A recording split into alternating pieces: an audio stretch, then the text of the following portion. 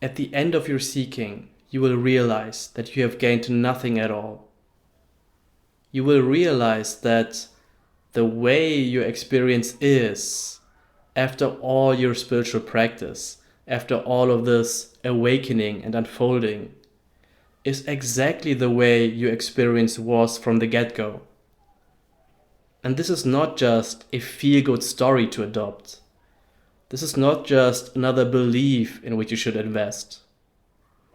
It's actually the case that if you realize the nature of your experience right now, you will see that it's absolutely transcendental. It doesn't get more open. It doesn't get more unbounded and centerless. It also doesn't get more dynamic and ungraspable. Your experience right now is just this totally ungraspable flow of this awake openness. And seek as much as you want. But at the end of the day, you will only arrive back at this openness of awareness, which is dynamically shaping itself as your field of experience. And you don't need to believe me if this sounds unbelievable to you. Just look at your experience. Look at the way it is. And you can come to realize this for yourself with absolute clarity, with immediacy. Just notice the actuality of what this is, of what you are. It's of course the case that the way you look at your experience in any given instant can make it seem like it is not this awake openness. It can make it seem like what you are and what the world is limited in a very fundamental sense. We can have this sense that when we are looking out at the world and we are looking inside at our own mind, that we are these definable, limited creatures living in a world made out of these solid, dead and concrete objects. But if it seems to you like that, it is only because you are orienting towards your interpretations of what's going on. You are, in some sense, collapsing awareness around these contractions. You are fixating on them, holding on to them. And through this activity of your very true nature, it seems like you actually are this limited entity, this small self trapped in a body. But the beautiful and amazing realization is that in any given instant, you can directly recognize the transcendental nature of your experience. You can recognize that over here, where you thought you were as this limited I, there is just this awake, unbounded openness. And there, where you thought this limited world was, there is just this transcendental play of energies, sights, hearing, feeling, all of that dynamically changing in each instant. Nothing is ever fixed, nothing's ever concrete. Everything is in this constant flow, this openness of your being is always shape-shifting in a different way. It is never even holding still for an instant.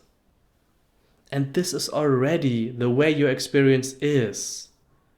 It doesn't get more transcendental than that. And so if you are seeking with this idea that you as the separate self will one day gain access to this transcendental reality, you are really fooling yourself. This is all not necessary.